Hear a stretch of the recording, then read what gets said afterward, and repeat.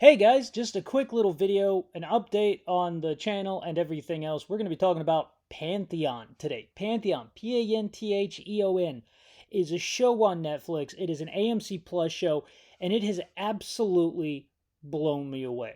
I cannot say I have seen a show which has opened my mind to the future quite as well as Pantheon. Some people would say the three body problem, and I do agree that the three body problem is an absolutely phenomenal science fiction book and TV show.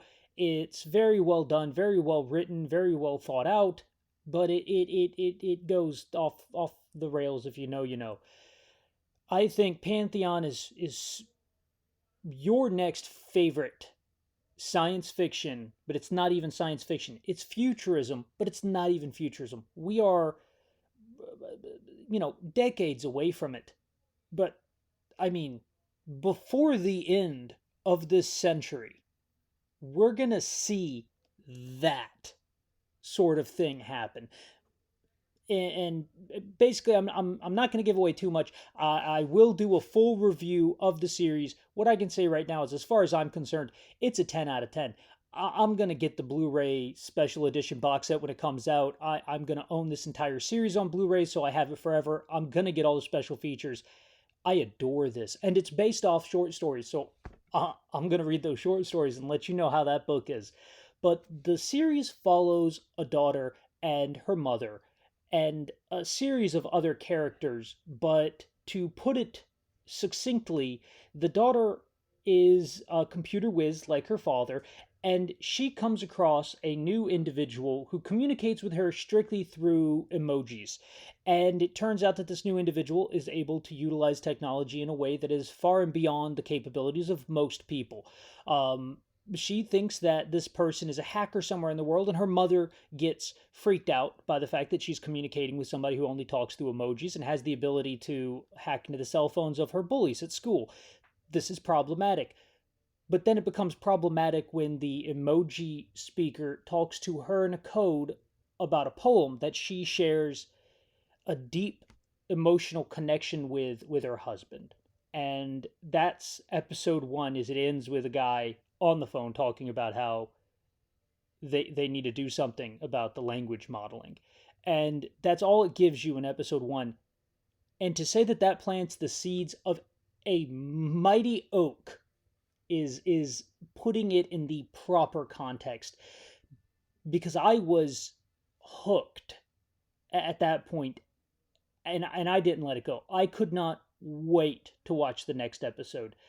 That's the kind of thing that you want in a show, is something that encourages you to continue watching no matter what. It did not matter how tired I was at the end of the day. Watching the next episode was the next thing on my agenda. And I wanted to space it out to make it last, because every episode was delectable. The mystery was absolutely fantastic, and the concepts that it puts in your mind, they do it so well. Black Mirror does sort of the same thing, but Black Mirror's problem is they are all self-contained, and even though the technology sort of builds on itself over the seasons, which we're going to do a huge dive into Black Mirror at some point. I think that might be my first big attempt at a uh, elongated deep dive into a series, is Black Mirror, because the technology is delightful and the fact that it builds on itself over time is fantastic. But it exists in multiple different little standalone universes or timelines, whereas Pantheon buys into one technological advancement and then just goes deep into it. And it's good. It's really, really good. I'm going to do an explained series on every episode of Pantheon, and then I'm going to finish a series, hopefully on Pantheon, with a philosopher YouTuber I'm in discussions with, and I'm hoping that that YouTuber can assist me, because ultimately the question of Pantheon is what is human? what is life? And should it be legally described? That's not, what the show's about, but those are the questions I had watching the show. And I do a little side venture. I call it the Florida Journal of Theoretical Law. Mayhaps I will do some readings on that on the channel if that sounds interesting. It's about futurism, it's about AI toasters who end up burning down cities, and who is responsible for that.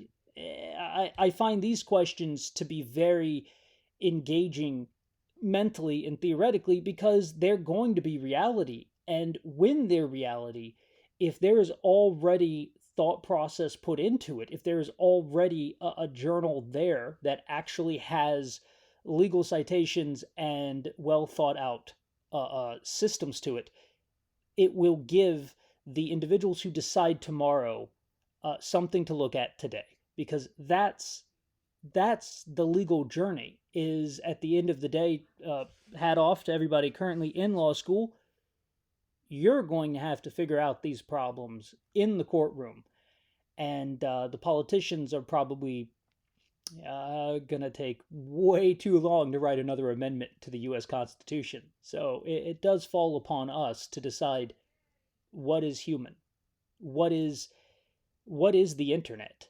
Is it currently conscious? Is it an entity? Is it a thing that can be governed? Does it have a country that it exists in? Those are questions that have yet to be answered. What is privacy? In the United States government, we don't have privacy law. We don't have a protection, that the one thing like they have over in Europe, which can protect you. We have a loose collection of cases. I just finished the class taught at a top 30 law school. I'd like to say top 20, but I'm not sure anymore, but I hope it becomes a top 20 again. Shout out to UF Law. But I just finished privacy class on that. And what is US privacy? A handful collection of loose legal cases that have been decided on a federal level that protect little aspects of privacy and give us these little tests and essences, if you will, of what is or is not privacy. What's shocking about that is the sole fact that it's so disconnected, and you have to sit there and work at connecting the dots and stitching together these cases to create a tapestry of privacy law. That is opportunity.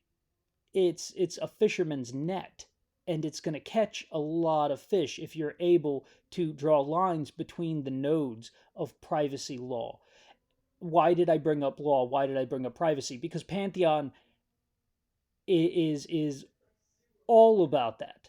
What happens in here? What happens in here is currently not guaranteed by law to be yours.